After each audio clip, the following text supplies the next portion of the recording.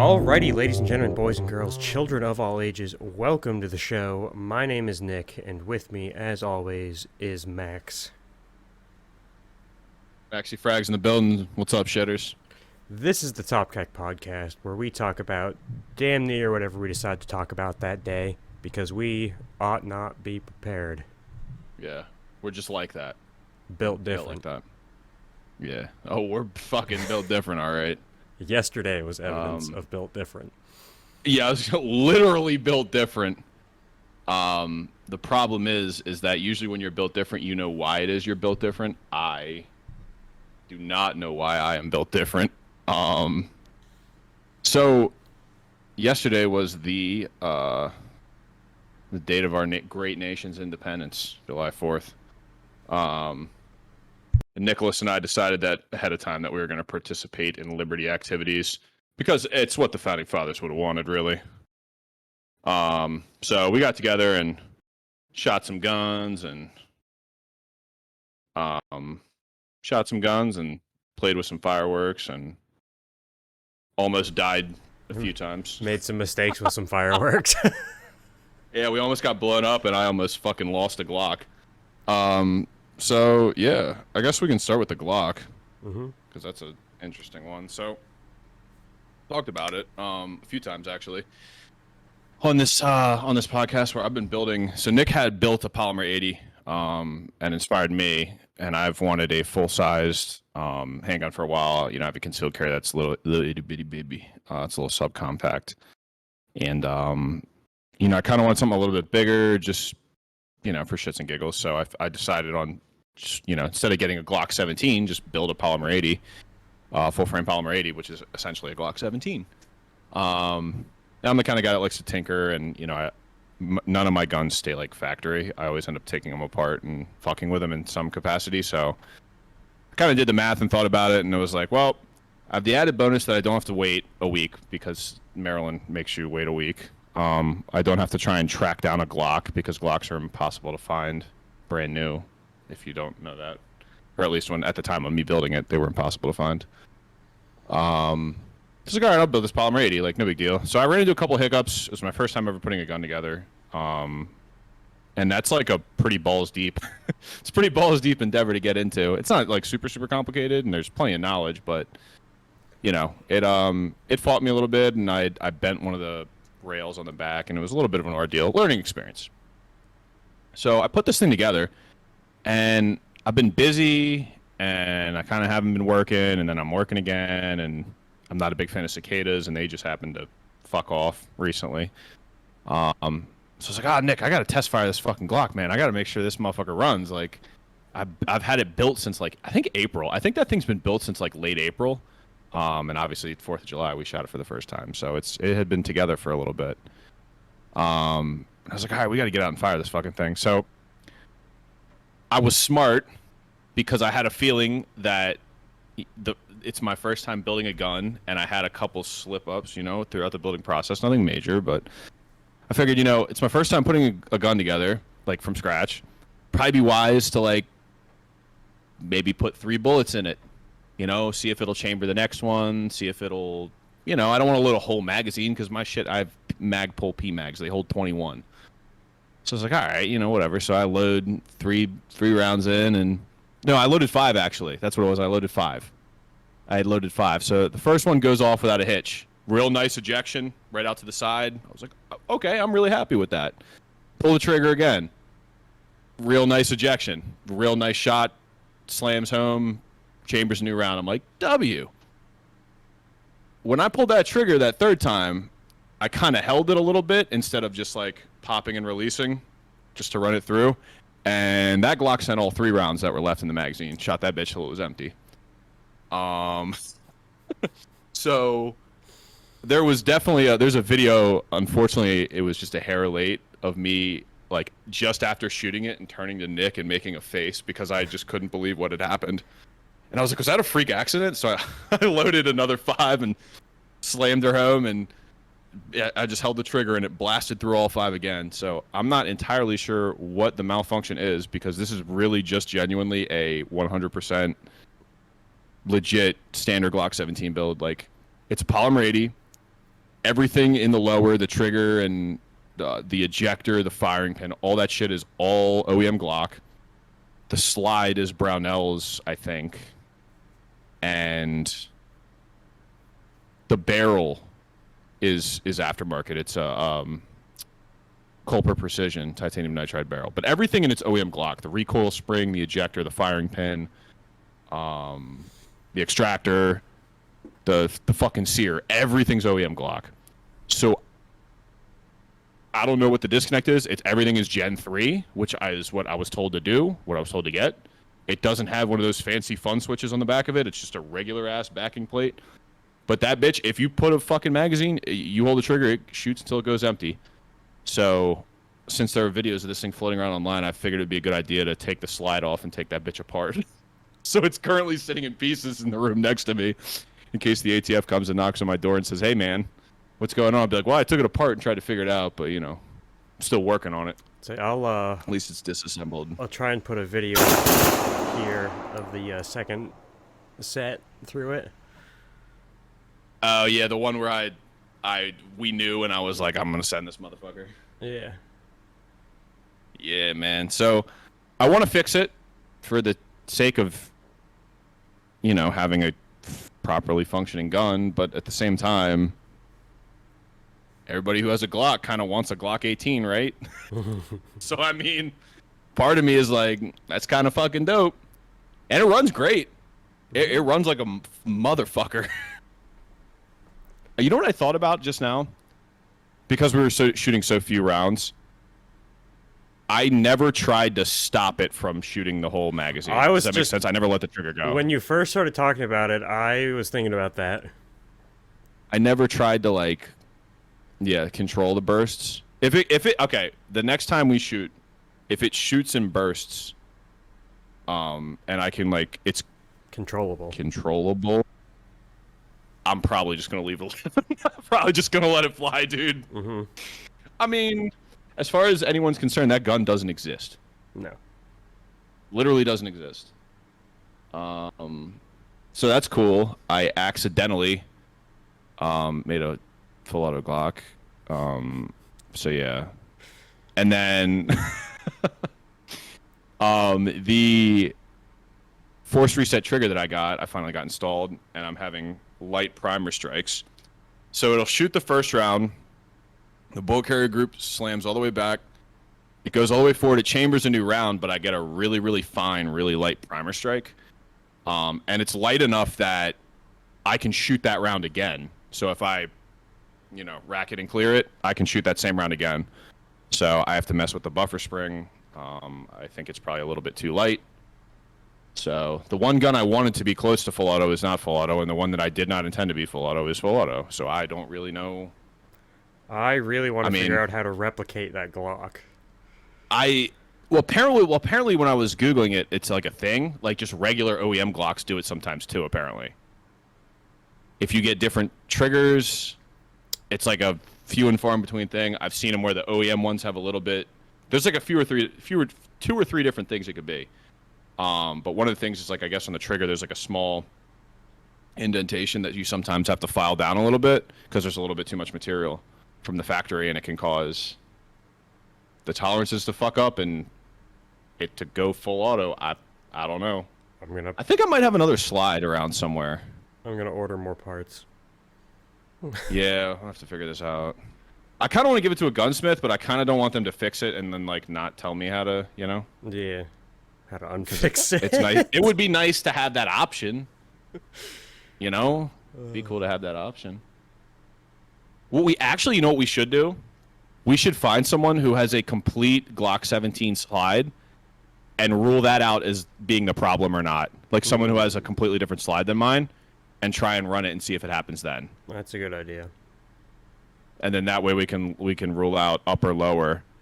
And then if it's in the lower, I'm just going to find another slide. Yeah. And we can have one for each. Hell of a carry gun. Yeah. That'll fuck someone up. Hell of a carry gun. Oh, shit. So I'm walking around with a fucking Glock with a dick on it. And fucking 21+1. and it might just empty the whole clip in case anyone needed to either fuck around or find out. We should get a 50-round drum for the Glock.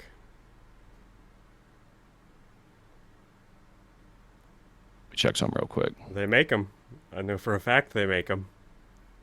I know that they make them, but I think they make them bigger than 50. I thought they might go. They might make the double barrel ones, the 100 rounds. So they make they make a 50. I'm looking at it right now. McGill's Glock store. Hell yeah. This thing looks so stupid, bro. It's stupid as fuck, but 50 rounds at once would be cool. I know, and it just sucks because I don't have I am gonna drive out to the boondocks and just fucking empty that bitch because I'm just built different. I really want to send a whole 22 through that thing and see how it runs. Mm-hmm. Yeah, I'm seeing a whole lot of 50s. I'm not seeing much bigger than a 50. I wonder if they have a 100 round. They got to have the 100. I think I've seen the 100s. I think I've seen 100. Where they have two. Yeah. The fucking Glock with the nuts on it. Here we go. Beta mag. Bro. It would probably blow up if I put 100 through it, right? I mean, the likelihood of something failing is high. Yeah. I mean, the likelihood of something failing it with 50 is pretty high too. It's high. Yeah, when this is like an accident, it's not like a properly built Glock with an auto sear. You know what I mean? Yeah. So it's like one thing to have a Glock with an auto sear, whether it's legit or not, whether it's a registered machine gun or not, because it's obviously fucking made to do that. It's made to shoot full auto, right? It's another thing to have like a half-ass built fucking Polymer 80 that I built 5 feet that way, sitting on my couch with a file. You know what I'm saying?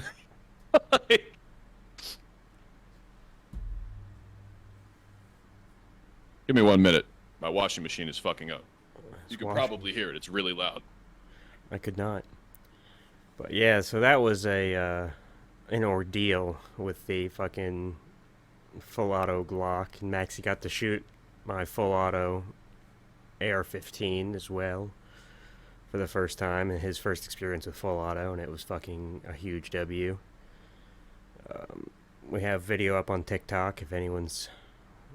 I'm sure all 2 of the people on here have seen our TikTok, of course. But we're going to continue to post things that we actually do in real life to reinforce the fact that we're not just talk on here. Like, we do the shit we talk about, at least to a degree. So I think it would be pretty cool to start adding in videos on here, if I can, of us shooting and race car activities, motorcycle activities, whatever.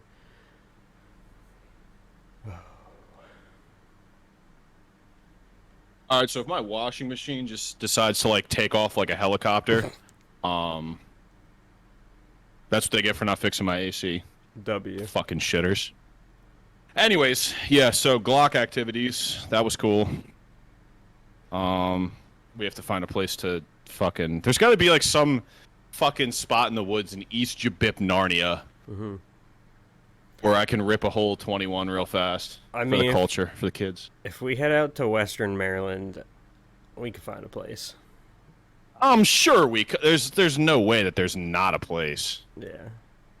I mean, like, dude, I'm literally, and like, this is sketchy, but like, I'm literally talking about you go down a back road for a couple miles, pull off to the side of the road, walk until you can't see the road anymore, look around, make sure nothing obvious is around, and just let that motherfucker fly. Mm-hmm. I mean, it's just, like, unless a car is coming, no one's going to know. Yeah. You know what I mean? And even if they do, how long is it going to take a cop to get out to the fucking boondocks? It takes a cop 20 minutes to get to my apartment. Fucking police station's a quarter mile that way. Yeah. You know what I mean? So, anyways, pleasantly surprised, to say the least. And then, yeah, we got into some fireworks, and Nick almost killed us both. So that was cool. I almost killed more than just us. Yeah, and you almost fucked up your dad's boat and some more shit. That was a fucking... That was a thing. The rocket's red glare right over that fucking pickup truck and boat. I mean, the picture was a W. It looked I'd really say like cool. that's a badass picture. Yeah, Like picture's an enormous W. it's the one of the backgrounds on my computer now. Yeah. Oh yeah, 2 monitor life. We out here. Fucking yeah. So Nikki Two Socks got a bunch of fireworks, Yeah, so and I went we up to PA, and because in Maryland you cannot buy fireworks other than like shitters. sparklers at Walmart, pretty much. Yeah. So I go up there and they're having a deal. You get $800 worth, you get 50% off. So I'm like, all right, obviously I'm gonna get $800 worth of fireworks. And so I spent $460 after tax on fireworks. Nice. And I mean, Nice. I got some serious shit. Like there was nothing small in the group of things I got at all. Like, That shit and goes. they were sitting in my truck for like a month, which probably wasn't fantastic. But I wasn't the best for him. but No. so we go to my dad's house after shooting, and then we're setting up. We put a bunch of bricks down in the middle of the field to set them off on, and like it wasn't super level, but it wasn't like I'm gonna just say it, okay? I literally said, "Hey, man, we should probably find a way to secure these." I. Those were my words, You said about the mortar tubes, and we did, and we did the mortar tubes. No issues, not a single and one. they went off without a hitch, right? And then we tried the first 200-gram cake. So anyone who doesn't know anything about fireworks, they sell individual mortars, they sell rockets, they sell Roman candles, not so much M80s anymore. And then they sell like 200-gram cakes, which is a burst of a couple tubes for fireworks, and then 500-gram cakes, which are more like the finale ones. So I got 3 200-gram cakes and like 5 or 6 500-gram cakes. We put the first 200-gram cake down on after the mortars and gotta light it off. So the first shot, perfect, not an issue. Yep, it was great. And then every subsequent shot, I think of the like 12 shots it shot, 3 went upwards. And we should say in an upwards direction, Yeah. not even upwards, like in an upwards direction. Yeah. At a 45-degree angle, at a fucking. And the rest went decidedly not upwards. Yeah. Yup. One shot directly over my truck and my dad's boat. One shot over into the trees across from us. One shot over towards the cars where some people were standing. One shot into the trees over there. 2 more shot over into the woods across from us. It was artillery and rather terrifying. Like, one shot by me, the one that went into the trees to the left, shot by me like, if I had stuck my arm out, I probably would have burnt my arm.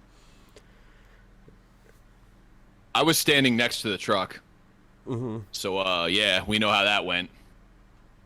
Yeah, And then your dad subsequently yelled at us. Yeah, we reevaluated after that and started boxing them in with bricks as well as having them on top of bricks. So we had like a cup of bricks to hold them. And then after that, it went great.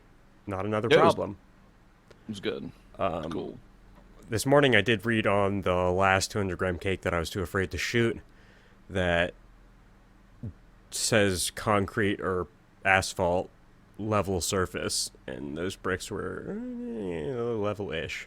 Not very. I think the thing that fucked us was just the small surface area of it. Mm-hmm.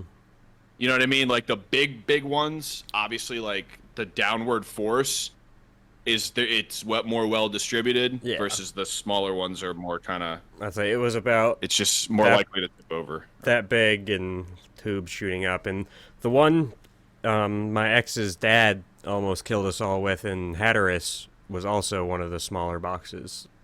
So I now know that the small boxes are less good. Yeah. Don't get the medium ones, because the fucking big one was like raining fire. Yeah. The So last one, the finale, that we shit was kind of fucked up. we went through all the fireworks, and the first issue was a large issue, but it was inconsequential for the most part. And then we get to the last one, which is 9 3-inch shells, which the law is 75 feet away from your viewers for each inch of the shell, which, like, we were maybe 75 feet away. Bro, it's at 50 feet, if that. If that. And, so, like, it looked cool. Yeah. Nothing, Oh, it's fucking sick. nothing exploded, really. But as it came down, it was not very high up, which maybe was from the humidity in my truck or something. I don't know. But it was raining fire and into the trees and the grass, and it was concerning for a minute. Yeah. Yep. Well, and the good news is too is the whole field we were shooting them off in was wet. Yeah, like luckily the grass was really wet. That's kind of was helpful. You know, to not have to worry about. I mean, we all did a lap. I did a lap around the whole property where we were shooting and just made sure nothing was on fire. But yep. So next year we have a couple. We have some ideas. Yeah, we got a couple ideas involving. Your dad was saying the little model rocket. Yeah. Igniters and if I get a model rocket control board, and I can set them up to launch out of that, and then I'm going to secure the sets onto plywood so that they cannot move unless they're taking an entire sheet of plywood and 50 other pounds of fireworks over with them, which is like not happening. Yeah, I think that's probably the best way to do it. And we kind of like half-assed set it up when it was starting to get dark. Yeah. If we like set it up and throw like a tarp over it at noon or whatever, you know what I mean? Yeah, like we probably definitely could have done things smarter, but for sure. In the past, using larger fireworks, I'd never really had an issue. Yeah. And then, other than like a plus-size bottle rocket going in a downward direction, but that was not the worst thing in the world because no one got hurt either. But now we know. Yeah. That's it. With it, I still have all my fingers. You know, I still have all my toes. No third degree or otherwise burns. Nick burned himself, but that was on his gun. Cause he's a goofball. But it's almost like when you shoot 10 rounds through a gun in less than 2 seconds, it gets hot. About a second. Right. Yeah. I was gonna say that 2 seconds it seems a little. You definitely rounded that biscuit up. Yeah, because as I was making the video today and I put a timer on it. A timer. That bitch under like a second and a half. Under, for sure. Without a doubt. Yes. I mean, we call that a second and a quarter. And I mean, that's some serious rate of fire right there. Fuck yeah, Carl. That shit bangs, son. Mm-hmm. You shitting me? That shit fucking bangs, Jack. I mean, that's probably 500-ish rounds a second. Or rounds a second. 500-ish rounds a minute. It's a little bit slower than an M4 or an M16. Yeah. But 10 rounds is a hard measurement to, you know what I mean? Because every millisecond counts. Yeah. So to fire a full 30 round would probably be a full 50 even would be a lot more accurate. But we don't have that luxury right this instant, so no. We are trying to figure out a way by which we can do that. To, you know, get some good pews and cooking not be arrested for it. Yeah, I mean, the ATF and even local police don't really take too lightly to creating a machine gun. Mm-hmm. And even though it is technically above board. Yeah, everything's legit, but we definitely don't want any additional, you know. Yeah. Yeah, so that was our 4th of July shenanigans, Independence Day, the way the Founding Fathers intended. Yeah, it was pretty cool. Yeah. So by the way, in the state of Maryland, if you break that law, you can get up to 10 years and a $250,000 fine, or both, for possessing an illegal machine gun. So, yeah, that is not what the founding fathers would have wanted. No. By the way, in case you're wondering, the founding fathers would be all about machine guns and buying them at Walmart, probably. So yeah, 4th of July was a W. I needed to get out of the house for once, so that was very much needed, I must say. Speaking of the ATF and being shitters, they still have not approved my SBR application, which I am fucking annoyed about because it's been forever. 2.5 months. About 2.5 months. And usually when you form one in SBR, it's like at most 45 days. So I don't know if I'm just gonna fucking leave it. Fuck them. I don't know if it's gonna be like a thing where they're gonna draw it way the fuck out, or if it's gonna get approved soon. But that's fucking gay. And then Congress actually, I saw, wrote to the ATF and basically said, "Fuck you guys. You can't ban pistol braces." I don't know if you saw that. I think I did see something about that, but I did not look into it in depth. Yeah, so I was watching a video on it. There's a YouTube channel that's pretty cool out there. It's called The Armed Scholar. It's a guy, I think he lives in California, but he's a lawyer. And he's like very, very pro 2A. So he talks a lot about gun laws and legislation and things moving through the court systems, various challenges with the Supreme Court and local state courts and shit like that. It's pretty cool. So I was watching him the other night, and he was talking about how Congress wrote, and it pretty much consisted of the Republican House and Senate.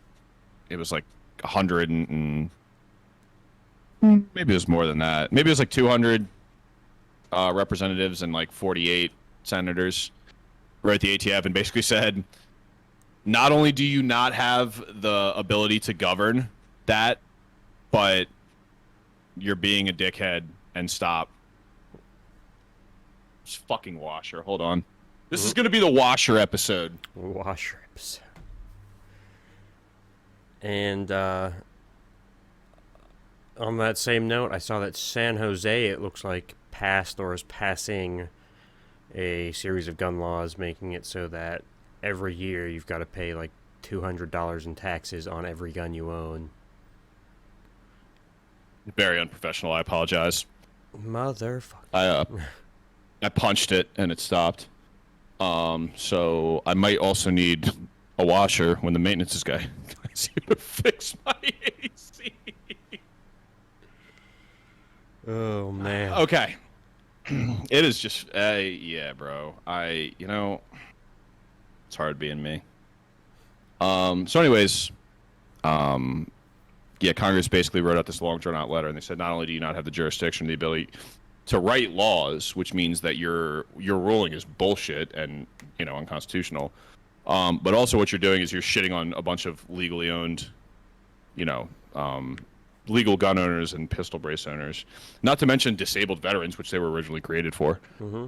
So it's nice to see Congress actually grabbing their balls once and stepping to the executive branch. I will say that this is entirely a act of trying to defy Biden to get votes for whatever the next 2022, whenever the next congressional race is, but I'll take it. Yeah. It's better than that. Did you see that San Jose passed some, or is passing some gun laws, like the $200 a year per gun and that shit? Yep, and I think the other thing, so San Jose was saying there's a tax, but they also are requiring liability insurance for gun owners. Yeah, for every single gun. Yeah, and it's like, here's the problem, like, here's where I take issue with that, right, is, it's very interesting that guns have a unique problem. I was thinking about this the other day. Guns have a unique problem, is that, for some reason, like, when a drunk driver gets into a 5-car pileup and kills a family, We don't blame the car. We don't say, well, Jesus Christ, he was driving a fucking Suburban. If he was driving a Prius, okay, he wouldn't have hit as high, and the amount of mass traveling behind the vehicle, right, okay, would not have caused this to sorry, I'm getting messages on Discord, and that never happens. I don't have friends. That causes the family to die. And maybe if he was driving a Prius or a smart car or something smaller, and if he wasn't drinking alcohol, it's like, no, if he wasn't fucking hammered, he wouldn't have killed a bunch of people. Full stop, right? So we have this unique issue with firearms, right? Or even, I'll even take it a step further. You have people, and you don't see it very often, but you have people who are mentally ill that get in their car and drive like the wrong way on a highway and get in a head-on collision. And just absolutely destroys, right? Because if you're going 60 down the highway and the other person's going 60 down the highway, it's basically the equivalent of hitting a wall at 120, let's assume. And that's a bad fucking day, right? Mm-hmm. That is assuming a Paul Walker day. Yeah, you are dead as fucking fried chicken, like Jack. That's as fast as the car Paul Walker was going in with that dude into the brick wall. Yeah, and so you know what I mean? Like that's family was not stronger than that brick wall. You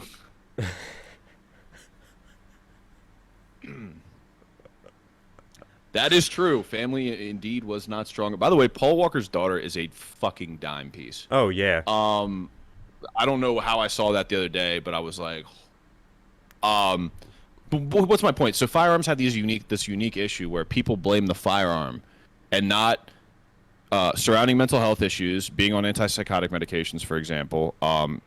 Unique individuals who, let's say, like inner city violence, gangs, right?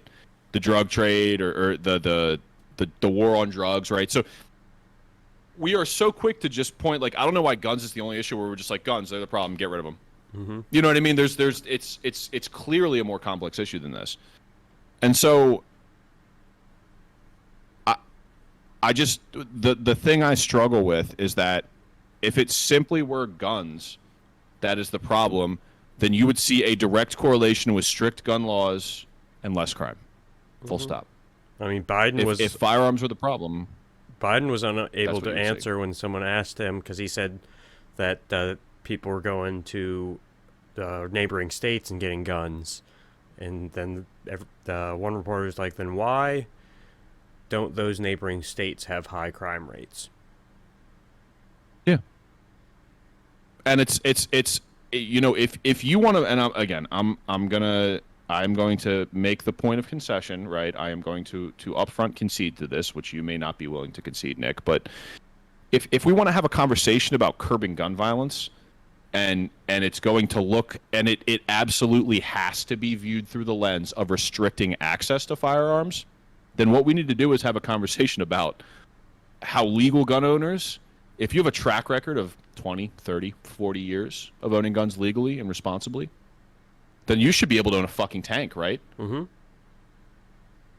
If we're going to restrict people, because if we're just going to go through and say bad people are going to get guns, then there has to be a method by which we sort out bad people if the assumption is that bad people are going to get guns. So I will definitely concede that bad people are going to get guns. Just like bad people get cars, just like bad people get jobs, just like bad people become managers. Bad people do a whole lot of shit.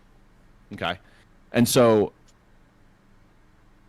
in order, as far as I'm concerned, in order for us to have an honest conversation about guns, we have to concede that law-abiding citizens are not the issue, and that law-abiding citizens far outnumber criminals when it comes to firearms.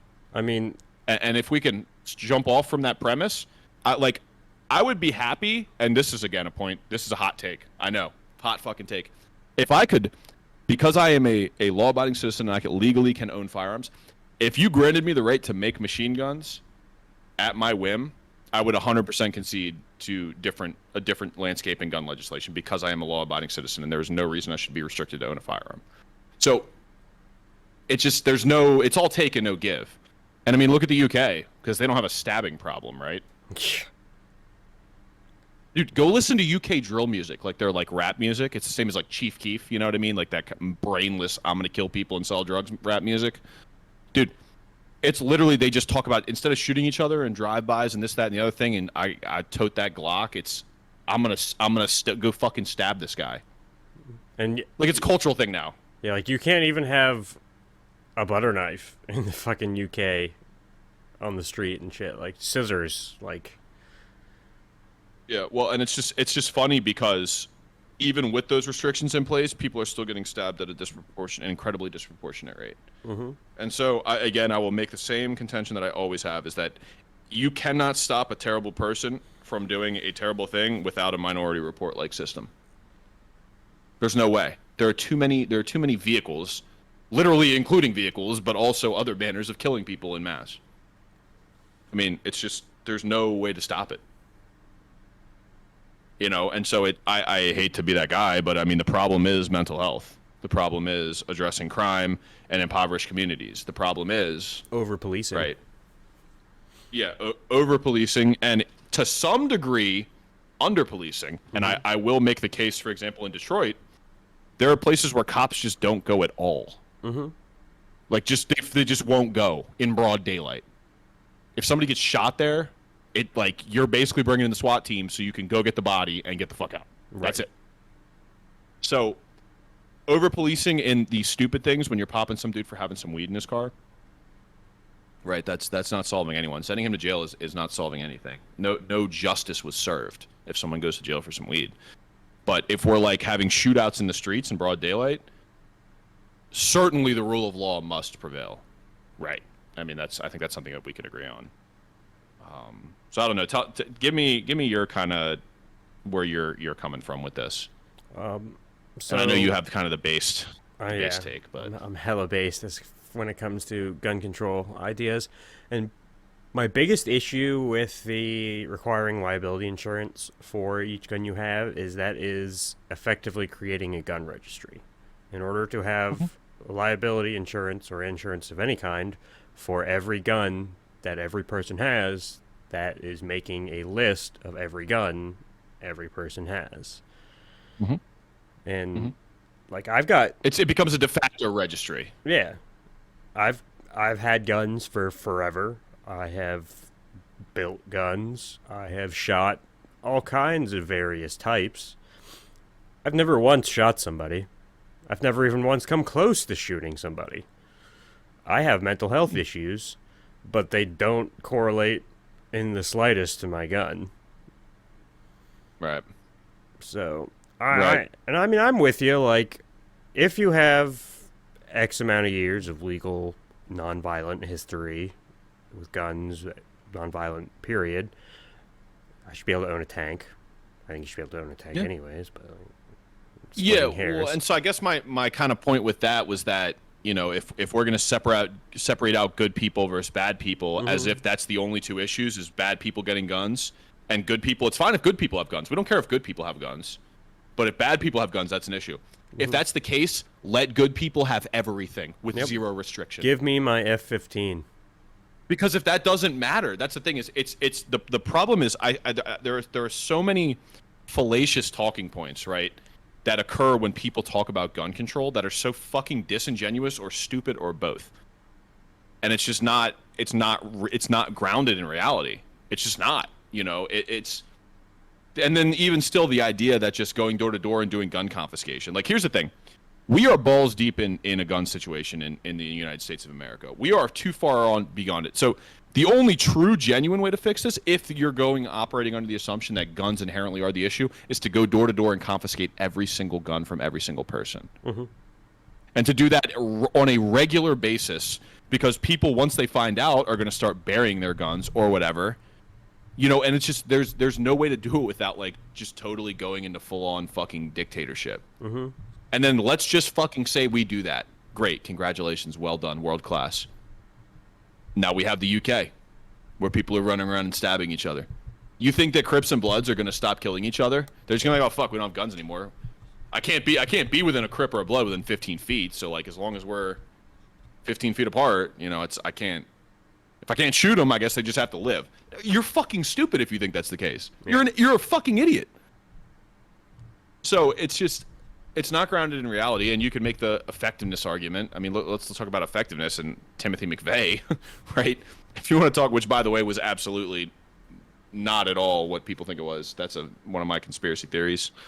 But it's just people are going to find a way to do heinous, horrible things. And it's not reasonable to just suggest that guns are going to be a problem. And then what becomes the cost benefit analysis, right? Because take out the idea of self-preservation, because most people from gun control on the gun control side of the aisle don't see it as a self-preservation issue, right? So let's ignore self-preservation for a minute. Assuming that self-preservation and guns do not correlate in any way, shape, or form, what really does the United States lose if civilians can't own firearms? A hobby, right? A hobby.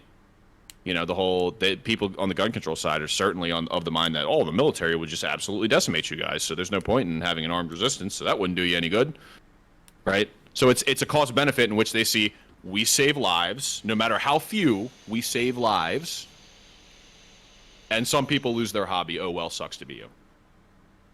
I think that's the way that most gun control advocates are, the lens that they're viewing it through, or it's just blind trust in the government, which is just idiotic on so many levels that history has proven in every society since forever. Before Rome. Yeah, before Rome. Before recorded history. Yeah. What you create is a mob. In almost every single form of government, you create a mob or a mafia or an organized, established group of individuals that wield power and will manipulate and use it. Humans are hierarchical creatures. If we give human beings power, they're gonna manipulate it. I mean, it's evidenced by why is there no authoritarian regime that's a utopia ever, or right wing, left wing, or otherwise? Yeah. Are we going to do the no true Scotsman fallacy, where that wasn't real fascism, or that wasn't real communism, or socialism, or even that wasn't real capitalism? Because I hear that a lot too. I tried it's just being pro-capitalism. I'm pro-free market capitalism, but I make it a large point never to be like, well, that wasn't real capitalism, because it's such an AIDS argument. Yeah, I'm the first person to shit on communism, and they're like, that wasn't real communism. It's like, well, yes, but real communism isn't achievable. Yeah, just like real capitalism isn't achievable. Yeah. And so as far as I can tell, the best version of communism and the best version of capitalism they're not on the same playing field. They're not in the same ballpark. They ain't even the same fucking sport, Jack. But, and that's the thing. Another thing too, we can segue into that if you want. I've really been trying recently to challenge a lot of my. So let me backtrack here a little bit so I can kind of lay this out a little better. I started giving a shit about politics a little bit in high school. I was a one-issue voter, even though I wasn't voting, but I gave a shit about one thing, and that was marijuana legalization. Because when I was in high school, I was smoking a lot of pot. And that's the only thing I cared about. And I just was what I would call like a default Democrat.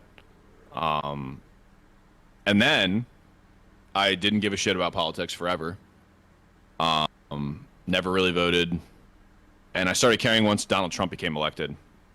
And the reason I cared was that it blew my mind that this absolute caricature of a man, this absolutely insane human being, could become the most powerful man in the free world.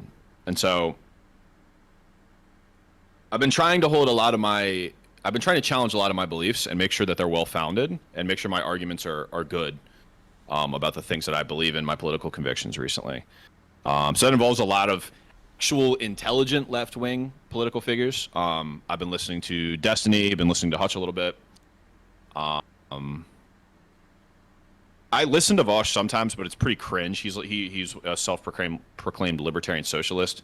So he's one of those like every business should be a commune, basically. And like that's just super cringe to me. He also defended pedophilia at one point, which is like mega cringe as well. Yeah. And he's just, I think, a bad faith individual regardless, but neither here nor there. But I'll listen to some of his shit because he can construct pretty decent arguments on some things. Some things I just disagree and his arguments are shit, but he can construct some pretty good critiques of capitalism that are well founded. And whether you want to call them crony capitalism or otherwise, I think that he does a pretty good job of that. But I've been trying to challenge my beliefs is the fundamental point before I get too far down the tangent. And one of the things I've been having a really tough time defending recently is like capitalism, our form of bullshit capitalism in the U.S.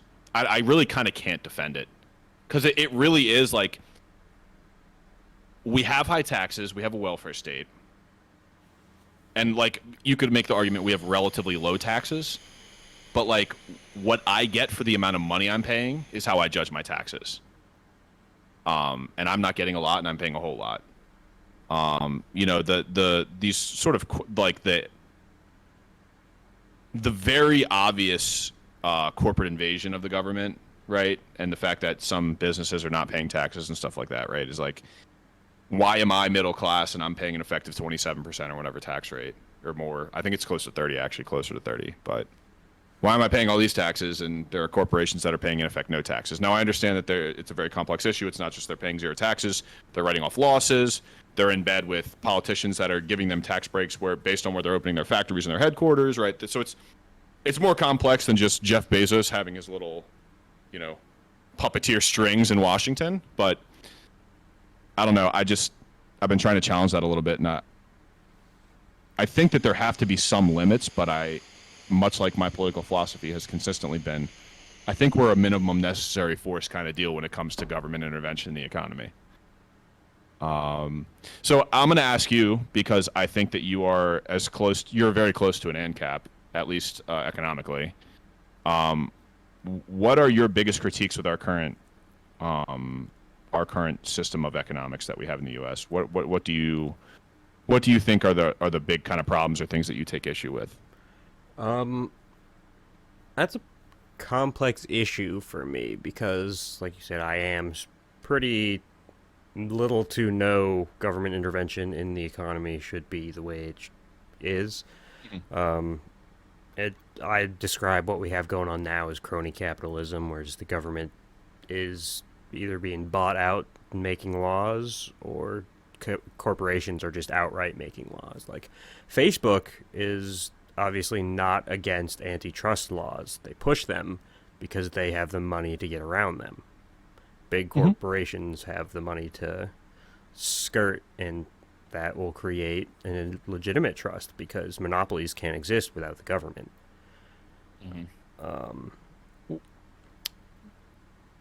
I kind of take issue with that a little bit. Monopolies can't exist without the government, but I would definitely concede that the vast majority of monopolies are a product directly or indirectly of the government. I would definitely say that. Yeah. I say that because if it were a free market economy, like an actual free market economy, if one person's prices got too high, then someone else would show up and be, even if they were a cent lower, they're lower, and then there's no more monopoly, and so on and so forth.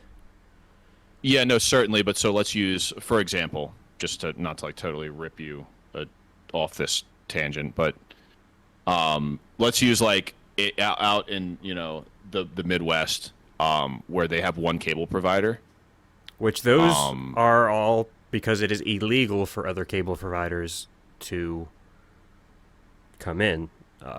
They have contracts with local governments or whatever that make it so that is their area that they can operate in. Right, but so what I would suggest is that if you could snap your fingers and make that disappear, I don't know this, but I am going to assume that it is not cheap to lay fiber optic cable. No. And so, assuming you had so the barrier to entry is so astronomically high that while it will not always be a monopoly, government influenced or otherwise, there are certainly situations and businesses in which even if you remove all the barriers to entry other than just having the capital to build this infrastructure that's required, I don't see Verizon just jumping on top of it and saying, yeah, fuck Cox Communication or Time Warner or whoever the fuck is running cable in East Bumfuck, Iowa.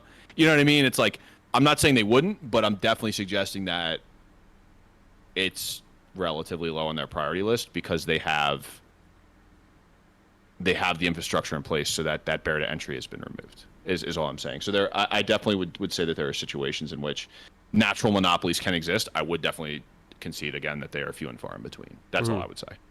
But that's, again, my opinion. I'm not super well read on that. I won't pretend like I am, but that's just an example that plays into my mind of where you have such high barriers to entry, or like even things like precious metals. You know, like we rely on China for all the shit that's in our fucking phone batteries, you know? My China- only I guess counterpoint to that is what makes those barriers to entry so high? What is making the cost to do those things so high?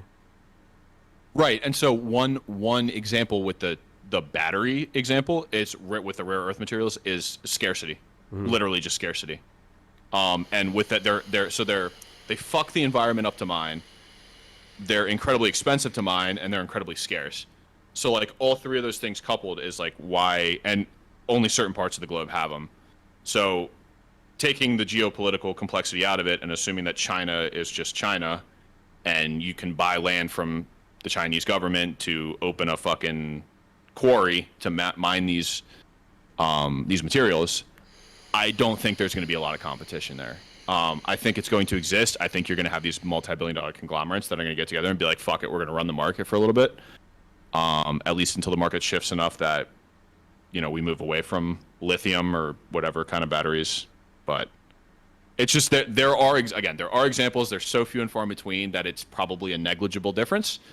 But if you legitimately have a monopoly, government or otherwise, you just get to decide on price. Yeah. Full stop.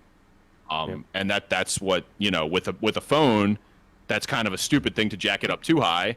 But you can create products that are out of the purview of a large portion of Americans, and certainly a large portion of the world, because Americans are uniquely rich. Yeah, like they stopped counting how or what percentage of Americans had phones at 99%. That's including homeless, everyone. Like statistically, everyone in the country has a phone or cell phone on average. And there are people who have multiple. My dad has 2 phones. He has a work phone that he gets for free, and you have 2 phones. Yeah. I have multiple. I don't use all of them, but I have several cell phones, like my old ones. I have an old iPhone 7 or something that's perfect working condition sitting in the drawer. So if that's your measure, I mean, even then it's probably 150%, because I know tons of people that have old iPhones and shit laying around. So I just looked over at my Spotify, and the little not volume, but like the progress of the track is a lightsaber. That's cool. The song is called Star Wars and Poetry. But is it everyone? No, it's just that one song. Okay. Anyways, sorry. I had a fucking moment there. That's a cool thing that they got Spotify to do for them. Yeah. Fuck Star Wars, bro. Did I ever tell you why I fucking hate Star Wars? Because you're gay? No, dude. Okay, listen. First of all, it is way too hot for you to be talking shit to me. All right? I will fuck you in the ass the next time I see you. I will hold you down and fuck you in the ass. And I will disarm you first, because I know where you put your gun, and it's right next to your pecker. So I'll be grabbing at it anyways. But then you got to get the backup gun, too. Yeah, the backup gun. I'll probably just fucking roast you with the Glock, and while you're laying there bleeding out, I'll take your butthole. No, seriously. So, okay. Let's rewind, okay, the time, right? Let's go back to like 2011, right? When you were like 3, okay? I was dating this girl, Kaylee. Sweet girl. I treated her like shit. I was a dickhead because I just didn't know any better. I was a young teenager and I was getting high and shit all the time, and yeah, but she was like a huge Star Wars fan. And she used to sit me down, and mind you, like, she would sit me down and be like, hey, or she'd be like, hey, let's hang out after school today. I'm like, all right, bet. She had a car. I didn't, because I was a fucking loser. It's like, all right, bet, I'm cool with that. And she's like, yeah, I really want to watch Star Wars. And I'm like, oh my fucking God. Like, that was her thing. So I was just like, whatever. So, like, right around, like, 5th or 6th period, I'd go sneak out and get absolutely fucking cooked, and then go home with her and watch Star Wars. I fucking so I've seen all of the Star Wars movies in their sequential order 2 or 3 times. Don't remember a fucking thing. I fucking hate anything about Star Wars and Star Wars references. It just, it's, I was compelled to do it. And then when I told her I didn't like it, she's like, you just have to watch them again and you'll like them. And I was just like, oh my God. You know, and I was trying to get some pussy. So like, I was just like, all right, yeah. I wonder what Kaylee's doing. She's got a new man. I'll tell you that. He seems like a nice guy. Bro, I can't stand Star Wars. It didn't do it for me. And I'm also gonna say this. I have this problem where I tend to hate popular things until I like try them. And I'm gonna give you some examples, like TV shows specifically, and social media are like the big ones. I was like, TikTok is fucking stupid. Fuck TikTok. My TikTok be jumping, boy. Like I'm constantly shit posting on TikTok because that's all it is. It's just a giant shit post for me. Instagram was the same way. I was like, Instagram's fucking stupid. I post a lot on Instagram. I still post a lot on Instagram. When it comes to TV shows like Breaking Bad, I give them a good, genuine chance. I watched like 2.5 seasons of Breaking Bad. I was like, fuck this, it's stupid. Couldn't get into it. And if you're trying to tell me that 2.5 seasons is not enough to get into it, then I don't want to fucking watch your show. Okay? Because that's like, dude, that's like 30 hours of my life that I have to spend, and I'm still not even going to be fucking invested in it. That's a fucking joke. And like Star Wars is the same way. Like it was overhyped. I watched it. The first episode ever, I remember I was higher than giraffe pussy. And in the end, the credits rolled, and it blew my high, and that's why I remembered it. And I was just like, this sucks. I just didn't like it.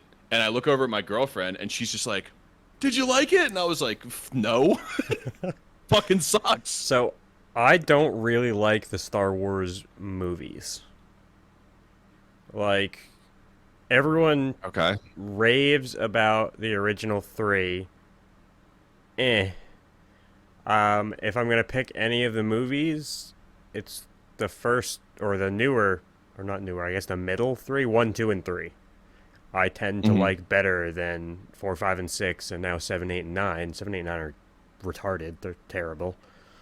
But I like a lot of the spin-off shit from Star Wars a lot. Like, I'll go down fucking Wikipedia rabbit holes reading about Star Wars lore.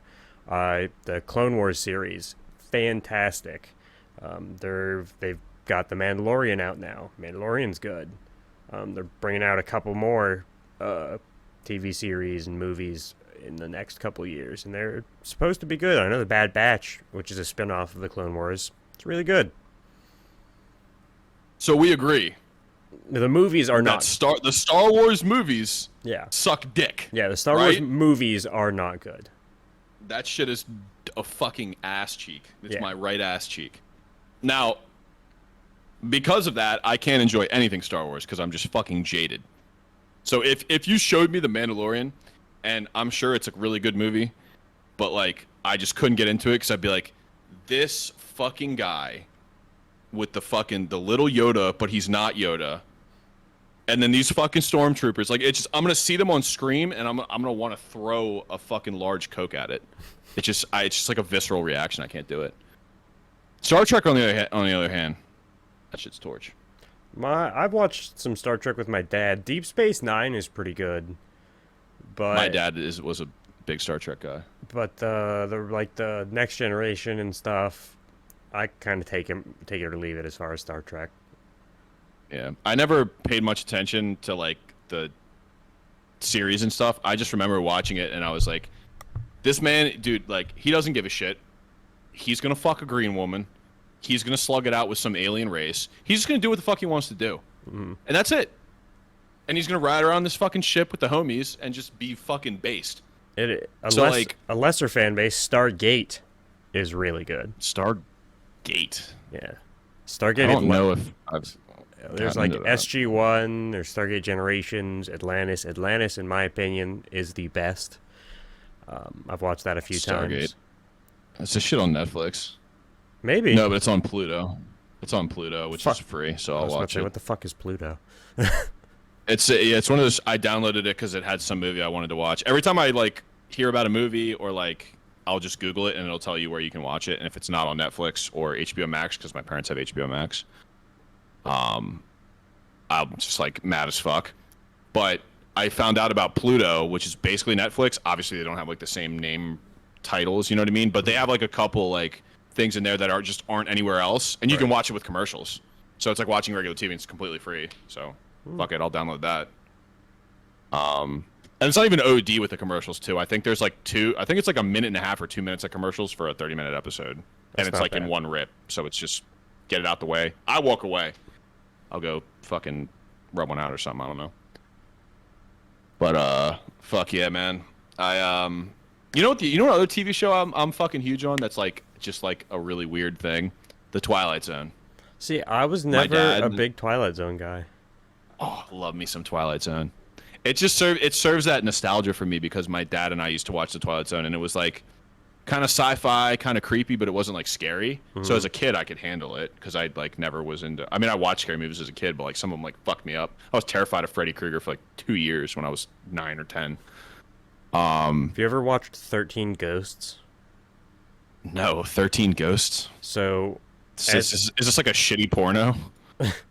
As a kid, that was one of, if not the only movie I had to turn off because I was too afraid.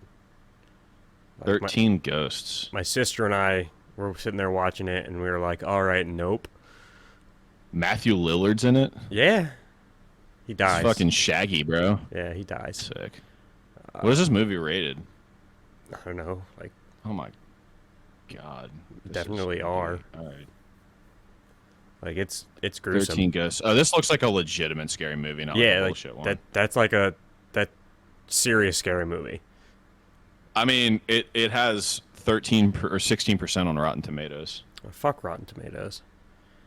Yeah. I mean, I'm not saying it's like the best scary movie in the world. I'm just saying like no, it just was like one that got you. Yeah, so yeah, as a kid, that was the only one that like I had to turn off.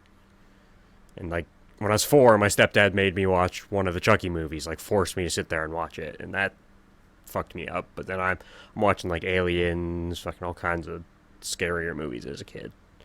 You know, I've never seen Alien, like the original Alien. Really?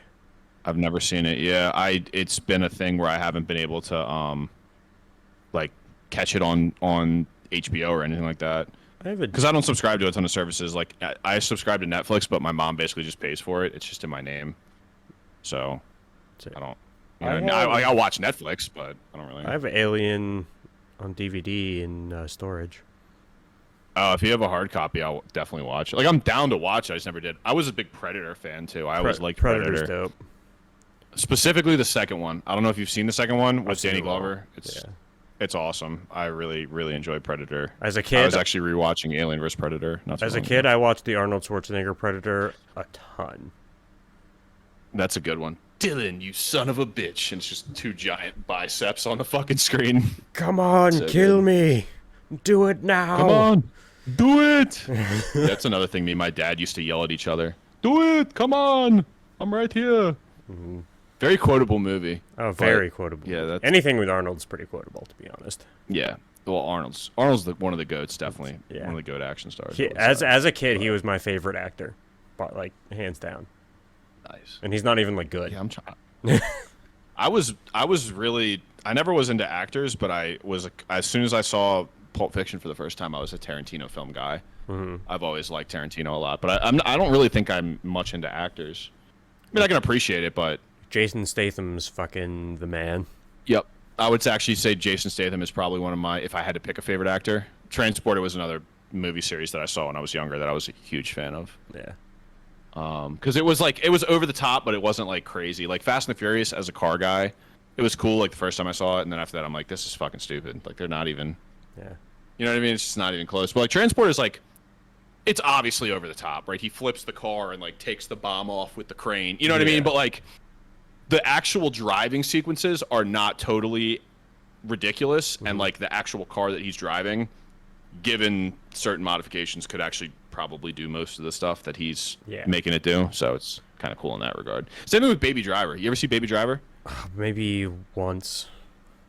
Yeah, it was like a very, I hesitate to say cult classic because I think it was like super popular, but it came out I think in 2017. Yeah, 2017, Baby Driver, and a lot of the driving sequences were pretty fucking good. Like they were pretty well nailed, and they had of course a Hawkeye WRX, so I'm a fan. But yeah, that was another quality film. All right. Yeah, I don't really see many movies. But We are getting towards the end of this episode. I have a question to pose to you that came into my mind today that I am not sure where I land on. Okay, I'm happy to do it, but it's gonna have to be a quickie because I'm getting ready to roll for some jujitsu. So let's do it. Lay it on me. Could you date and or marry someone who, for work, does something that is ideologically or whatever against your principles? Like, for me, what brought it up was, could I date someone who worked at the ATF? Okay. Let me think about this for a minute. And I'm going to have to think about the most extreme version of it because here's what I will say. I'm a shitter, and I will manipulate that. If I'm dating a girl who works at the ATF, I'm going to get away with so much illegal machine gun shit, it's not even fucking funny. What are you going to do, arrest me? See, that's Like, where at the my very- mind originally went, but then I was like, well, how serious is this chick about her job? Like, No, and I think what it comes down to is that, okay, so let me the ATF is, I don't want to say a bad example, but it's not something I feel as strongly as you might. Here is one that I will throw out there that I can tell you for sure would not work. We have discussed this in private. I don't know if we've discussed on the podcast, and I'd be happy to at some point.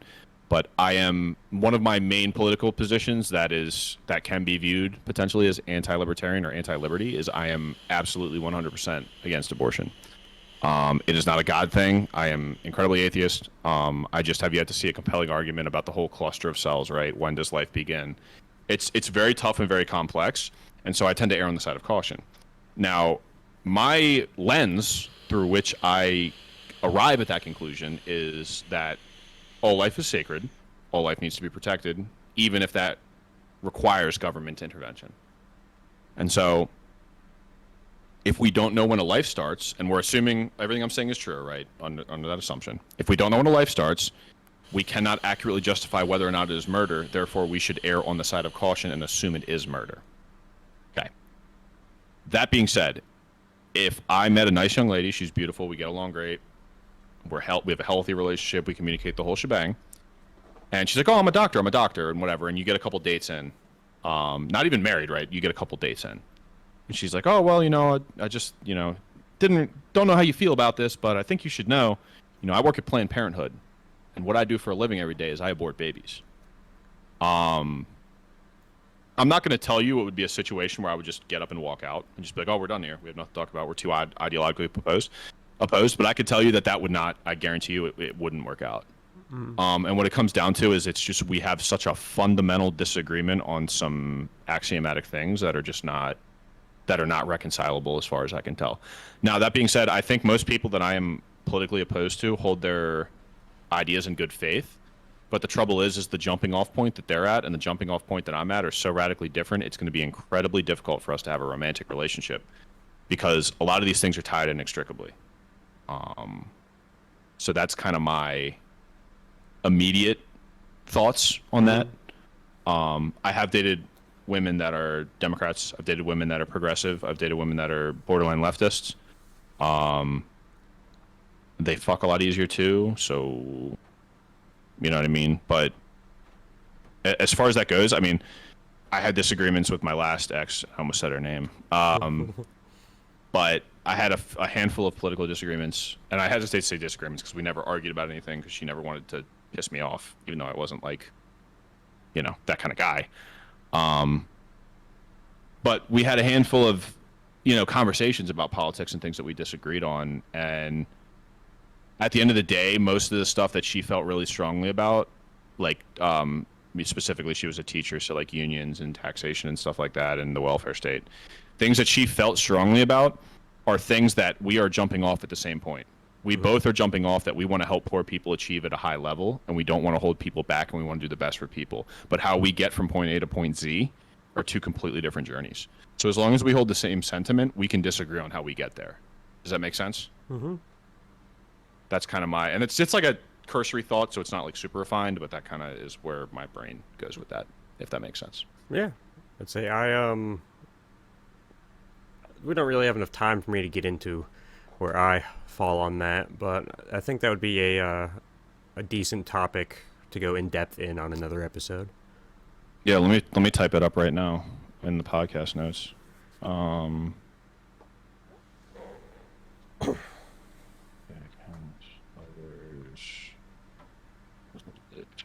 Look at me contributing to content. Love it. And it's a good one that actually made me think about it too. Not that you wouldn't provide anything that would make me think, but it was like a fucking solid. Most of mine are bullshit. I'm like, let's talk about dicks and ass. You know what I mean? Discussing significant others' political differences as deal breakers. All right, cool. So we can table that one for next time then, I guess. W. And actually, I'll think about mine a little bit more too, and we can probably turn that into like a big topic, like a good 20, 30-minute topic. W. Sweet. All right, you ready to wrap this fucker up? I got to go and wrestle a bunch of men. Yeah, go rub sweaty men. All right, let's wrap this motherfucker up. Thanks so much for listening, guys. It's always great to have you here. If you are listening to this message right now, that means that we love you, and you have supported us, and we greatly appreciate that. So this, of course, is a small podcast. We appreciate likes, comments, shares, ratings, anything of that nature. Now, the various places you can find us, very few of these I've ever heard of, but fuck it, most of the important ones, we're on them too. We got Anchor, we got Breaker, we got Google Podcast, we got Pocket Cast, Radio Public, Spotify, YouTube, and of course, the glorious TikTok, baby. TikTok, we have a bunch of content that I've been pushing through, different clips from different episodes, and recently I just uploaded some real life stuff. So Top Kick Podcast is potentially thinking about doing some real life kind of vlogging type stuff, depending on what is available to us and what we come up with. So yeah, we're dipping our toes and we're keeping this motherfucking thing going, even though things have been crazy with Nick's work and my work and everything else. So with that being said, thank you so much for listening, guys. My name is Max Frags. This, of course, is Nicky Two Socks. That way. Nicky Two Socks. Nick, tell the people whose favorite podcast it is. This is and will always be, until the end of time, your stepdaughter's favorite podcast. You're goddamn motherfucking right. Thanks for listening, guys. We'll catch you on the next one. Have a good one.